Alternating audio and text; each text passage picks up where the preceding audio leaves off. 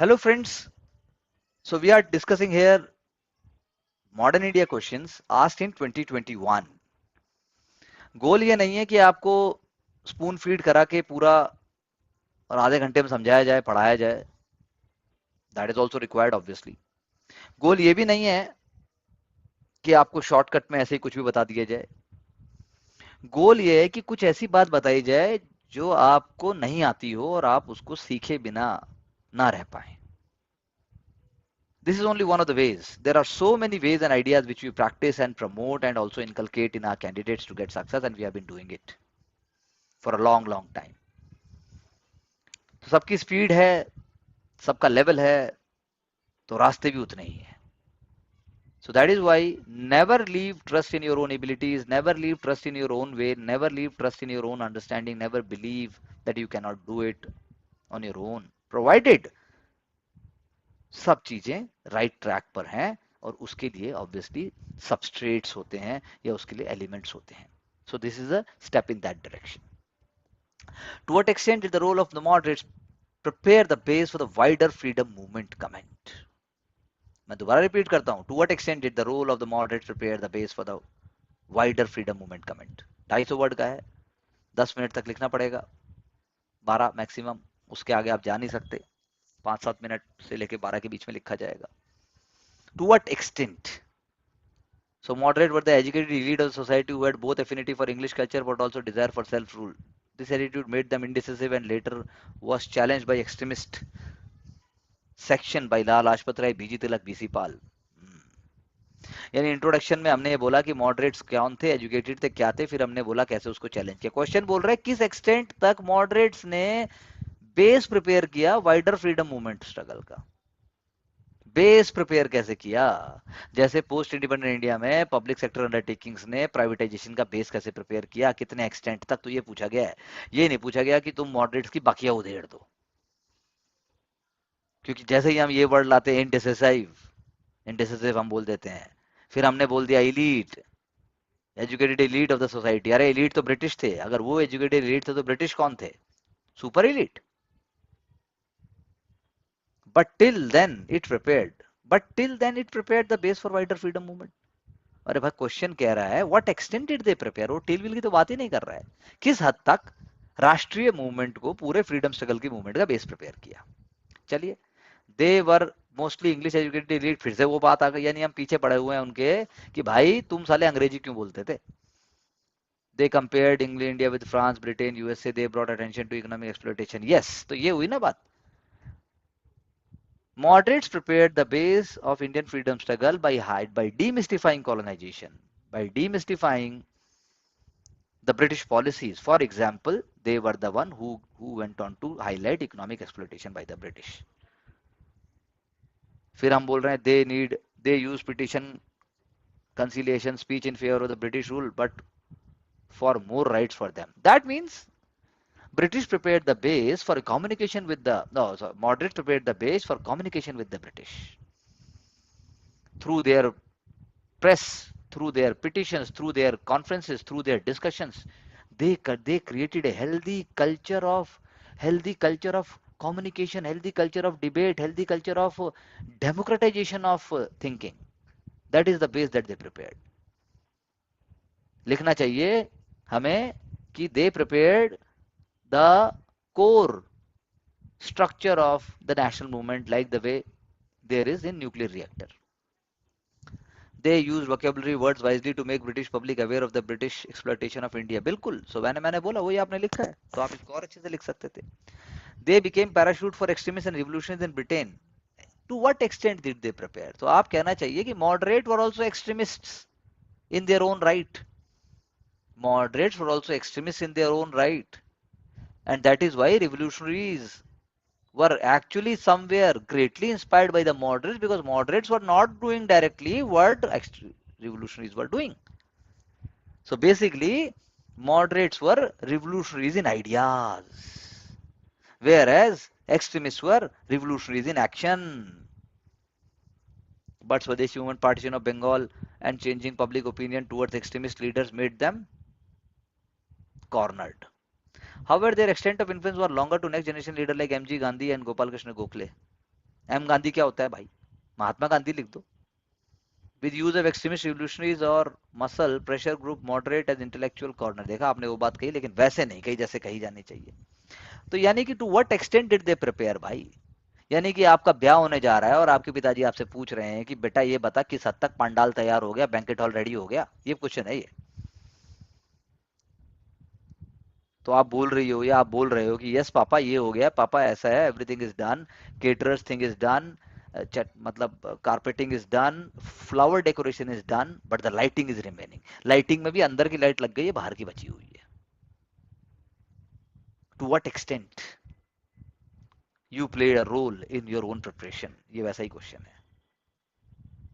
तो मतलब यहाँ पे कुछ और ही हो गया, लेकिन होता है एग्जाम में, ऐसा ही होता है एग्जाम में।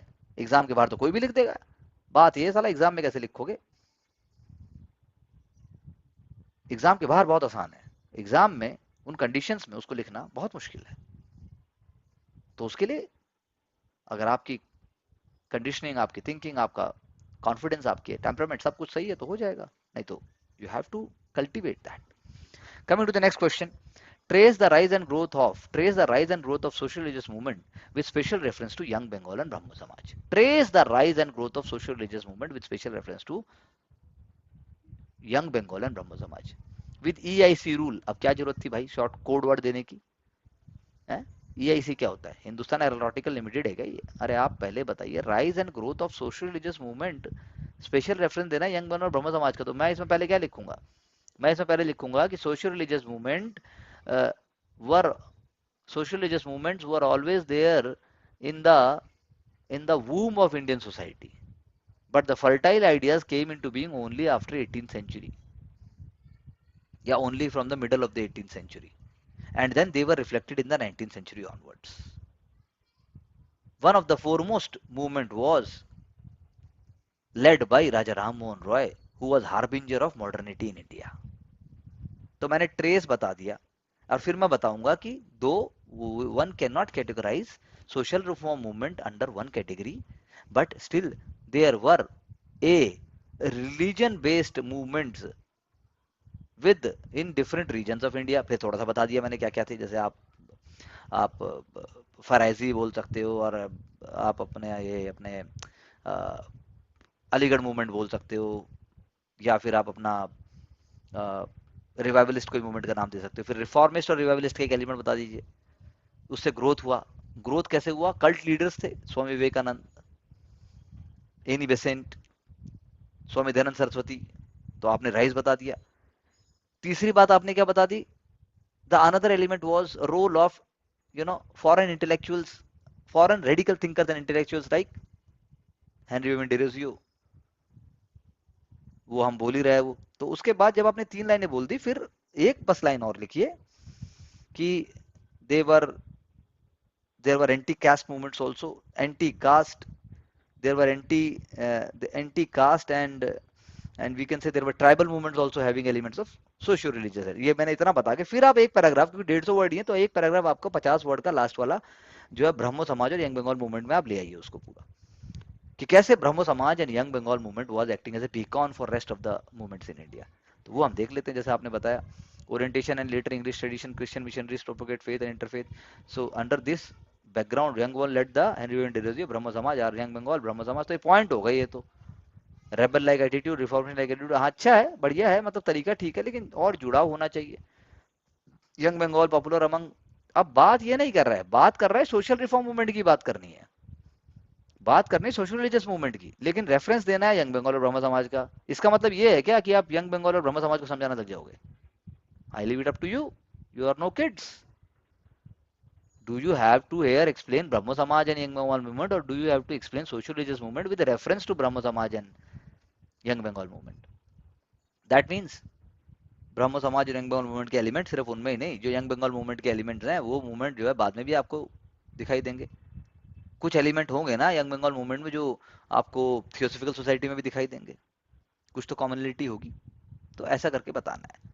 सिमिलरली विद ब्रह्म समाज, तो ब्रह्म समाज इन हार्बिंजर और प्रार्थना समाज, फिर उसके बाद वेदा समाज, फिर उसके बाद आपका महाराष्ट्र में आपका जो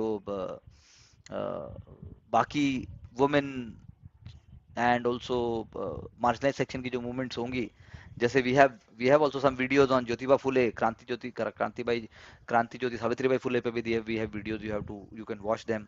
even on Jyotiba Phule also we have video. So मसाला लेके आना है और थॉट प्रोसेस यहाँ डेवलप करना है। किताबों की मतलब रटने से तो आई थिंक काम नहीं चलेगा, और सिंपल भी रखना है, you give it extremely simple also. Coming to the third question, bring out the constructive program of M. Gandhi during NCM and CDM. Constructive program, huh? Constructive program. Mahatma Gandhi's method of struggle evolved with successive movement. In between Satyagraha, he emphasized on self-discovery. बिल्कुल सही बात है. Fight against injustice. He know that he knew society need to be motivated and cozy. बिल्कुल सही बात है. With focused on Young India magazine 1919. बिल्कुल सही बात है. Empowering untouchables. Area of women, village industries, स्वदेशी. बहुत बढ़िया, बहुत बढ़िया. राम राज्य, self Swaraj, self sufficient. And by the way, you will find the PDF attached, PDF link you will find below the description box. So please, you can later on have a look at the PDF also. Extremist revolutionaries, Britain, India House, Shyamji Krishna Verma, Swadeshi movement, partition of Bengal, opinion. However, their extent of influence was larger in extension with use of extremist revolutionaries.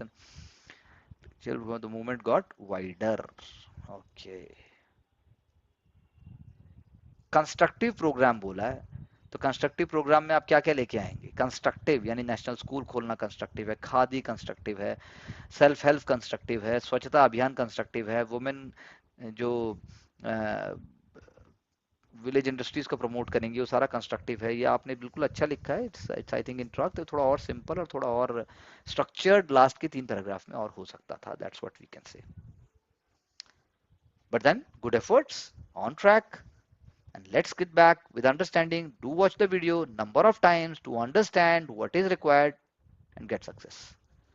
Thank you very much. See you soon with the next episode with new ideas. All the best.